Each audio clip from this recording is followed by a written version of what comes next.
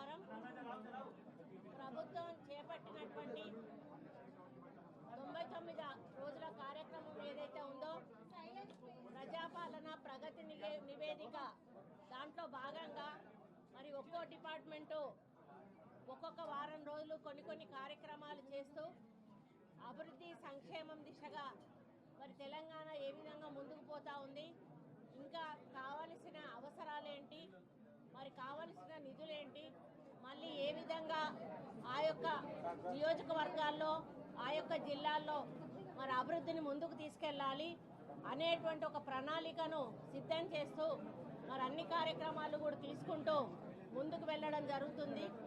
అందులో భాగంగా ఈరోజు సంగారెడ్డిలో మరి ఫారెస్ట్ డిపార్ట్మెంట్ తరఫున 2 మరి ఇకో టూరిజం పార్కులు ఓపెన్ చేయడమే కాకుండా ఒక బీట్ ఆఫీసర్ బిల్డింగు, అదేవిధంగా ఒక డిఎఫ్ఓ కార్యాలయము plus DFO camp office opening చేయడం జరిగింది.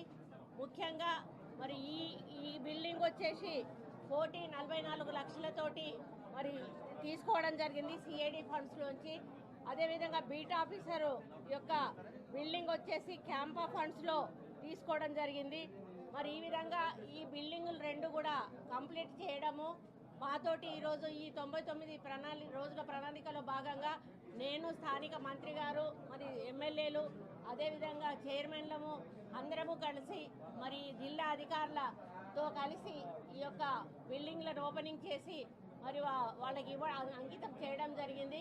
ముఖ్యంగా మన ముఖ్యమంత్రి గారు ఇకో టూరిజము, టెంపుల్ టూరిజము ఈ మూడింటిని కూడా దృష్టిలో పెట్టుకొని అభివృద్ధి పదంలో నడిపించాలని చెప్పి మరి వారు ఎంతో మరి డైరెక్షన్స్ ఇస్తూ మమ్మల్ని ప్రోత్సహిస్తూ ముందుకు నడిపించడం జరుగుతూ ఉంది. మనకు తెలుసు ఇప్పుడు ఉన్నటువంటి వాతావరణ కాలుష్యం కానీ, మరి అదేవిధంగా అడవుల నరికివేత కానీ, మరి పచ్చదనాన్ని పెంపొందించకపోవడం కానీ, మరి బయోడైవర్సిటీ అనేది మనం అది బ్యాలెన్స్ చేయకపోవడం వల్ల కూడా గ్లోబల్ వార్మింగ్ వైపు మనం వెళ్తున్నాము.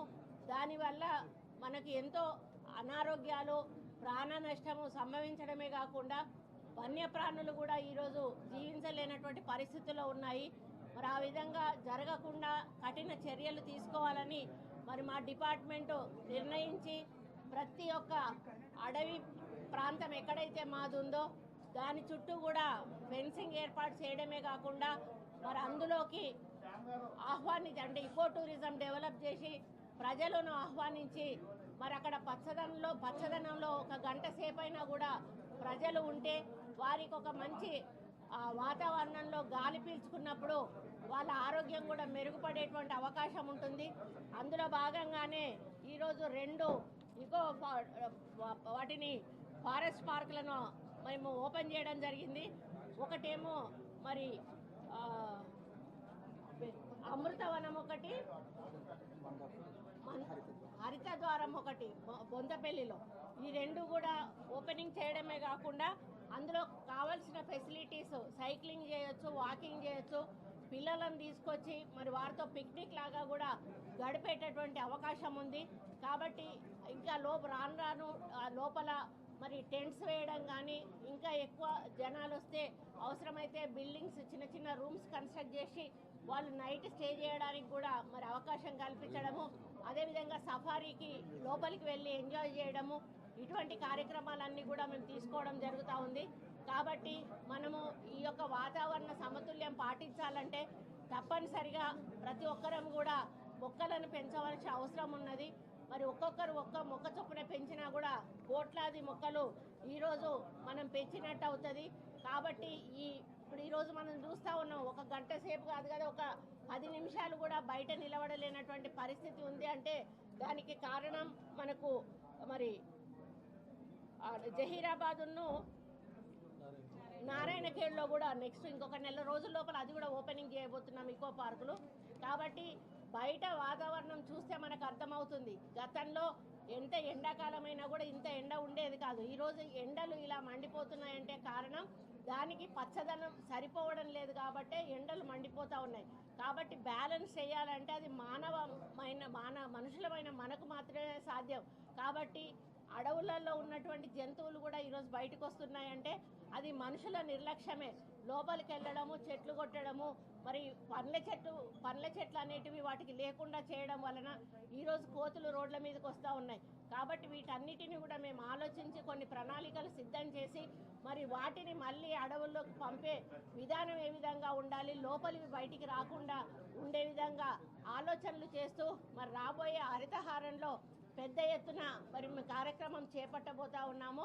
మరి రాబోయే హరితహారంలో కూడా ప్రతి ఒక్కరు ప్రతి ఇంటి నుంచి కూడా పాల్గొని, ముఖ్యంగా విద్యా సంస్థలు పాల్గొని పెద్ద ఎత్తున సక్సెస్ చేసి మరి ఏదైతే వన మహోత్సవం ఏదైతే ఉందో దాన్ని ముందుకు తీసుకువెళ్లాల్సిన బాధ్యత ప్రతి పౌరుడి మీద కూడా ఉందని తెలియజేస్తూ ఈరోజు చాలా హ్యాపీగా ఉంది. ఏవైతే ఉన్నాయో మరి స్థానిక మినిస్టర్ గారి చేతుల మీదుగా, నా చేతుల మీదుగా, మరి ఇక్కడ ఉన్నటువంటి చైర్మన్ మరియు లోకల్ డిస్ట్రిక్ట్స్ ఎమ్మెల్యేస్ కూడా ఉన్నారు. వాళ్ళందరూ ప్లస్ మా అధికారుల సమక్షంలో ఇది ఓపెన్ చేసినందుకు చాలా హ్యాపీగా ఉంది. దాన్ని ఇంకా ముందుకు తీసుకెళ్ళి ఇంకా అభివృద్ధి చేసి ఇంకా ప్రజలకు అందుబాటులోకి తీసుకొచ్చి ప్రతి ఒక్కరు కూడా అక్కడికి సైక్లింగ్ కానీ, వాకింగ్ కానీ, పిల్లలతో పిక్నిక్ కానీ వెళ్ళే విధంగా మరి అన్ని సౌకర్యాలు కూడా ఏర్పాటు చేయడం జరిగింది. కాబట్టి మీరందరూ కూడా వీటిల్లోకి వచ్చి దర్శించుకొని మరి మీరు హ్యాపీగా ఉండాలని చెప్పి కోరుకుంటూ, ఆరోగ్యంగా ఉండాలని చెప్పి కోరుకుంటూ సెలవు తీసుకుంటాం.